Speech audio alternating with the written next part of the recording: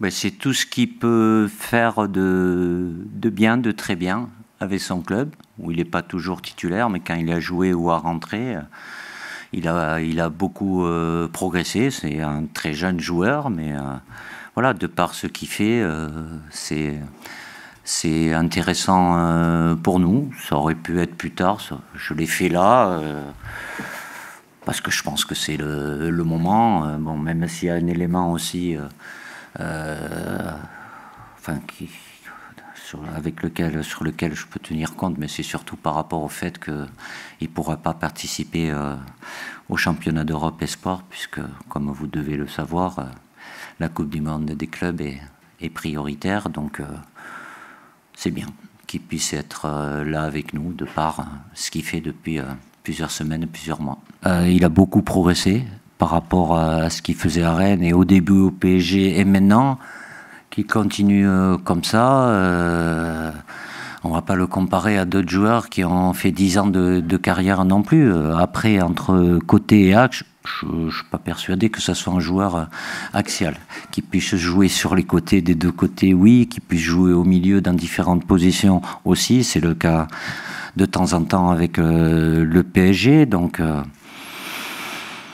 à lui de confirmer tout ce qu'il fait de très bien jusqu'à maintenant et qu'il est censé continuer avec nous et après ce rassemblement aussi. C'est facile de dire que je ne suis pas surpris. Ousmane a toujours eu une adresse très élevée dans tout le travail spécifique, même si c'est en fin de séance ou dans une séance. Après, de par les efforts qu'il faisait, certainement, il avait moins de lucidité. Quand vous partez sur des courses, des sprints à haute intensité, sur des distances assez longues, voilà, il est plus près du but, bien évidemment. Il a une position au départ qui est axiale, mais bon, je pense que vous regardez les matchs, il y a beaucoup de permutations, mais il sent bien les coups. Et aujourd'hui, comme il est en pleine confiance, il a une efficacité qui est, je ne vais pas dire maximale, mais qui est très élevée. Tant mieux, je lui ai dit d'ailleurs qu'il s'il pouvait en garder un petit peu. Pour nous, ça serait bien. Après, je suis désolé, mais dire que Kylian, c'est son côté gauche, Kylian, il y a bien longtemps qu'il est avec nous. Il aime bien, mais c'est pas être à gauche. Aujourd'hui, c'est un attaquant axial qui aime bien avoir de la liberté. Et à tous les joueurs offensifs que j'ai eus, Kylian évidemment et les autres, il y a toujours eu de la liberté. Il y a une position de départ, mais évidemment, voilà. Après c'est de la complémentarité, mais c'est pas une position fixe aussi. Donc Paul, voilà, il sort aujourd'hui, il est censé pouvoir rejouer, mais comme il n'a pas de club, après.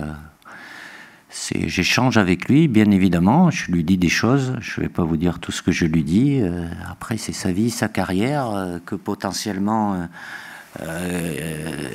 il a, oui, la capacité à revenir au meilleur niveau, bien évidemment, qu'il ait le mental aussi.